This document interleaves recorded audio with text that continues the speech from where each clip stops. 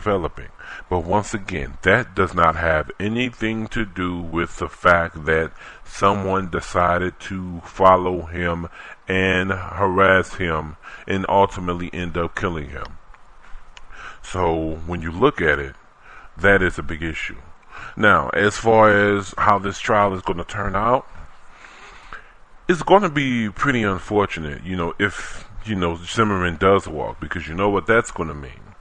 That may become case law, and if you don't know what case law is, in layman's terms, I'm going to break it down. You can go to Google, Wikipedia, crack a dictionary open, get a law book, and it'll tell you more about it.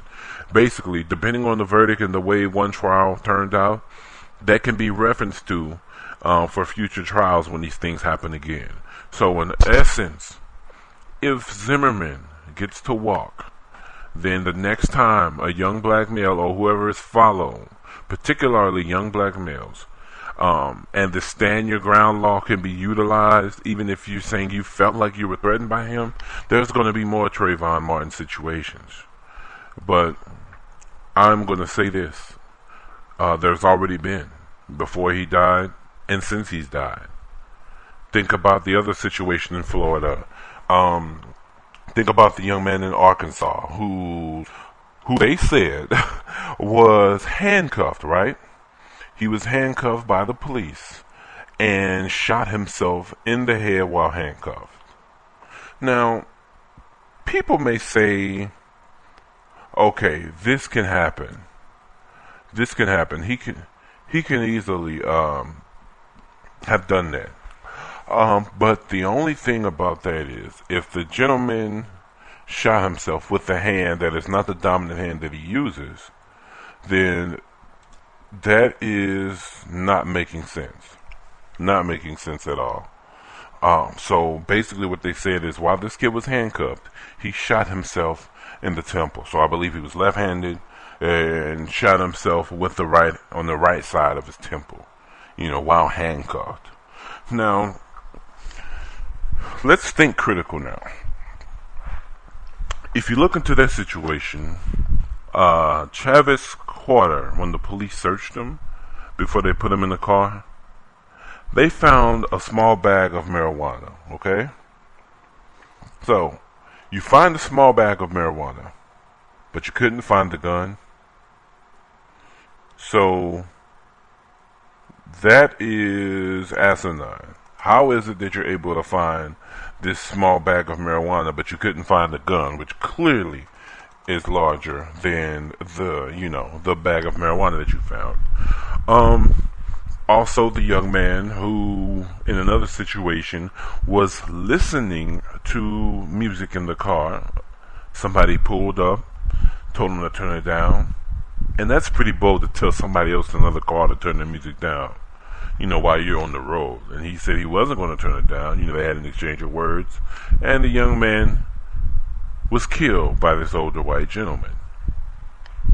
And so, those are just a couple of situations. We're not even going to forget about Oscar Grant, which happened. And his verdict came out on the same day that LeBron made his decision, but LeBron's decision overshadowed the verdict for Oscar Grant. How many of you remember that? So that was very unfortunate. So, basically what I'm saying is, it's kind of sad, because if you look at it, and all the forgiveness that folks have done, particularly African Americans and others, particularly African Americans.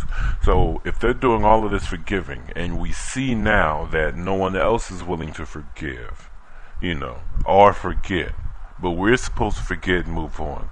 Sounds to me like somebody just saying, hey, remain some chicken that we can fry and cook and season. So here's what's going on, which is very unfortunate. And it seems like now you would hope that this wakes folks up and say, okay, you know what, it's time to unify. It is time to come together on an accord. Let's cut all of these other things out, and please, let's just unify. That's what we need to focus on. Because while we're sitting here doing these other things, we could be sitting here, pretty much coming together on an accord and forming an alliance, within ourselves, and then eventually with others in the world. But until that happens, these kind of things people will feel like they can do. They feel like, okay, we can move into your neighborhood, create businesses, take the money from you, go somewhere else. In all aspects. They'll create these stores with these thick glass walls. They don't even want to touch your hand. Oh, but they'll take your money. And anybody who co-signs that, no matter what, you are not a quote-unquote friend of the community. And if you're going to use the ideology about it being quote-unquote too violent in the area, then why the hell would you build a business there anyway? Oh, because you want to take money out of this violent area. You don't care about fixing that. You just want to suck up the resources. Yeah, you're foul. So if this is how you're going to do, then, shame on you. But hey, people don't care as long as they're able to get dollar bills. But in essence, when you look at the whole situation with Trayvon Martin, with Paula Deen, there's so much writing on the wall. So much writing on the wall. And so the question is now, what do you do? What's next? Are we just going to keep letting this happen? And do the little cowardly thing, where we'll want to run and pray to Jesus and all this old stuff. But then when it comes to, one another, we want to get on World Star and fight each other, which is, that's not cool at all. So it's like, okay, you can't be forgiving on one end, and then when it comes to your own, be unforgiving. And that's truly, being a coward. And we really need to get off of that. This is why I say that these quote-unquote tough guys and thugs, they're not all trying to be intimidating, but for the ones that do feel like people should be afraid of them, no. You won't indict the system, but you'll fuck with people that look like you.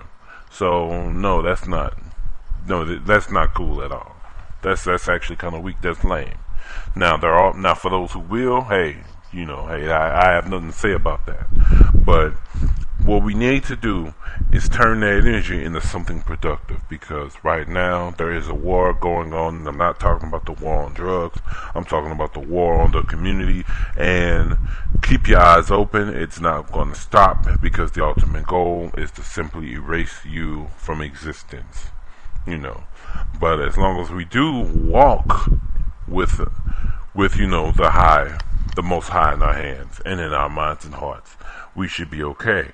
We will be okay. But if all we do is kneel down and pray and do nothing else and wait for the pie to fall out the sky, nothing is going to happen. Guaranteed. So, what are you going to do? Well, first, let's inspire with a word, and then hopefully there could be change that comes from that. So until then, I'll talk to you in a minute.